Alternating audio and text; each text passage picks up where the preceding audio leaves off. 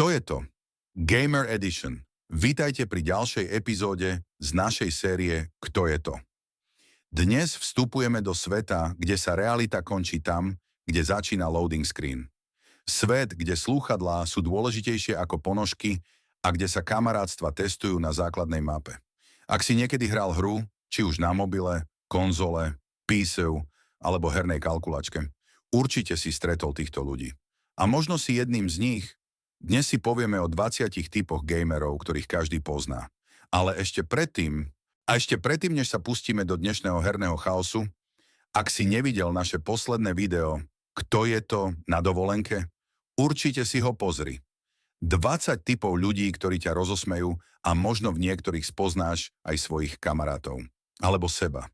Nájdeš ho medzi našimi videami. A neboj, počkáme. Dobre, nepočkáme. Ale klikni tam neskôr, oplatí sa to. Ten, čo vždy viní lag. Nikdy neprehráva kvôli sebe. Vždy je na vine ping, buggy alebo server určite padol práve mne. Aj keď má optický internet a 240 Hz monitor, vždy vie nájsť technickú výhovorku. V skutočnosti ani nevie, čo je to packet loss, ale znie to odborne, tak to použije. Dokonca aj v offline hre tvrdí, že mu laglo. Tichý zabijak, hrá bez mikrofónu, bez zbytočných rečí, len ticho robí svoju robotu. Kým všetci v tíme panikária, on má 12 kilov a pokojný tep.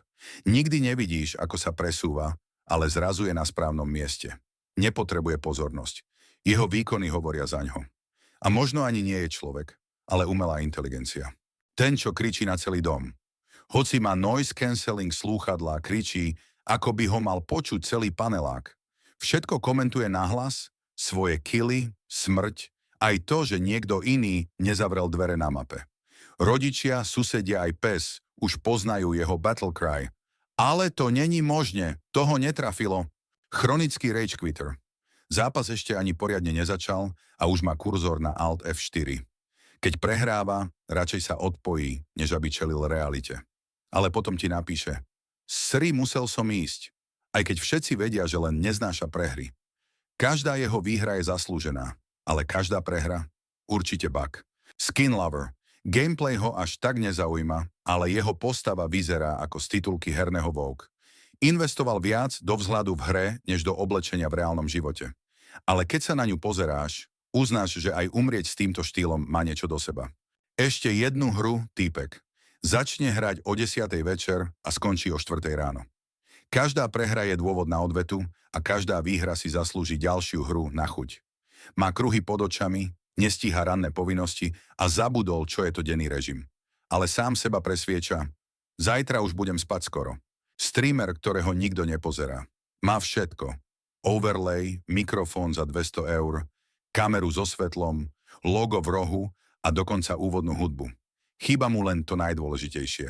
Diváci.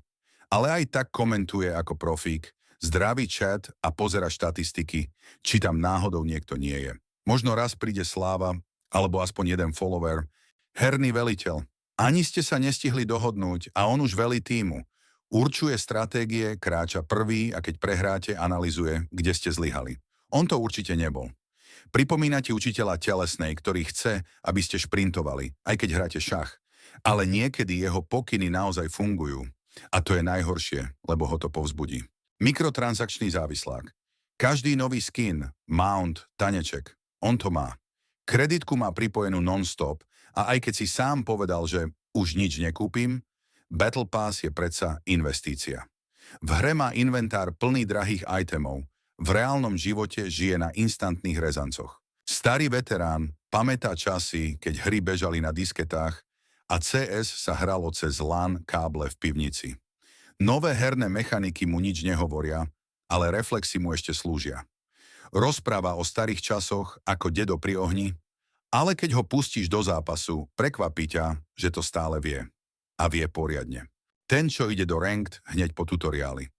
Ešte nevie, ako sa lieči, ale už ide proti najlepším. Zatiaľ, čo ty trénuješ v casuale, on je v diamantovej lige a nechápe, prečo ho nikto nechce v tíme.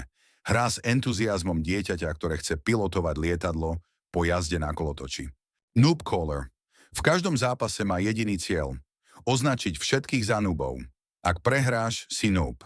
A ak vyhrá, ty si vyhral len vďaka nemu. V chate točí frázy ako as a get got, aj keď má skóre 3:14. V jeho svete existuje len jeden progamer a to je on.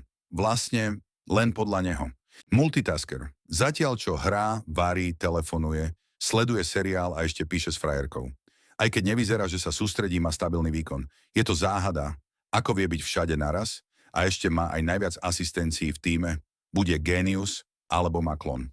A FK král. Pripojí sa, ale v zápäti sa odpojí. Každý zápas má výhovorku. Zvonil kuriér, mačka mi skočila na klávesnicu, alebo páma volala mama. Občas sa vráti na poslednú minútu a vezme MVP len preto, že hru zachránil jedným náhodným killom. A ty sedíš s otázkou, prečo mu to stále prejde? Camper. Nehrá agresívne, nebehá po mape, on si nájde roh, sadne si a čaká. Je trpezlivejší než buddhistický mních. Zatiaľ, čo ty sprintuješ za akciou, on sleduje jediný uhol a čaká na svoj moment. Možno ťa zabije raz za zápas, ale ty si to zapamätáš navždy. Glitchmaster. Nájde bugy, ktoré nikto nevidel. Vie preliesť cez steny, lietať bez jetpacku a získať zbranie, ktoré sa nemali ani odomknúť. Hra sa pre neho stáva experimentálnym laboratóriom. Vývojári ho nenávidia, ale jeho priatelia ho milujú, kým ich hra nerozpadne. Recorder. Každú hru nahráva, každý kill si ukladá. Vraj robí highlight video, ale má len stovky gigabajtov záznamov, bez strihu. Keď ho zabiješ, povie, mám to na videu, idem to pozrieť. Ale nikdy nič neuploadne. Je to digitálny archivár bez publika. Jeden zápasový hráč. Jedna hra, jeden život. Už 5 rokov hrá len tú istú a nič iné neexistuje. Nevie, čo je Elden Ring alebo Apex. Ak mu ukážeš inú hru, povie, to je len kópia. Je verný ako pes, ale herný svet mu uniká. A jemu to vôbec nevadí. Killstealer. Neurobí veľa práce, ale výsledky má skvelé. Čaká na tvoje killy a prichádza s posledným zásahom. Nikdy nie je v akcii, ale v štatistikách je vždy hore. Ak mu povieš niečo, povie, ale sme predsa tým, nie? No ty vieš, že ťa len elegantne vykradol. Kráľ výhovoriek. Keď prehrá, vždy má po ruke teóriu, svetlo svietilo do očí, stolička bola krivá, mačka prešla cez klávesnicu, alebo myš išla sama. Keby sa robili olympijské hry vo výhovorkách, mal by zlato. Ale keď vyhrá, ticho ako ninja. Ale s výškou ega ako Everest. Tak čo, spoznal si sa? Alebo si presne vedel, koho si pri každom type predstavil? Hranie je dnes kultúra. A každý gamer je trochu iný. Niekto tichý, niekto ukričaný, niekto má skiny, niekto len rage quituje. Ale na konci dňa všetci hráme pre zábavu. A možno aj kvôli tej jednej výhre, ktorá nás drží pri živote ďalší týždeň. Ak sa ti toto video páčilo, určite pozri aj predošlé. Kto je toč na dovolenke? Link je v popise. A hlavne daj odber, lajkni video a do komentára napíš, ktorý tip si ty, alebo koho si odhalil medzi kamarátmi. Vidíme sa pri ďalšom videu a nezabudni, ešte jedna hra pred spaním je vždy dobrý nápad. Alebo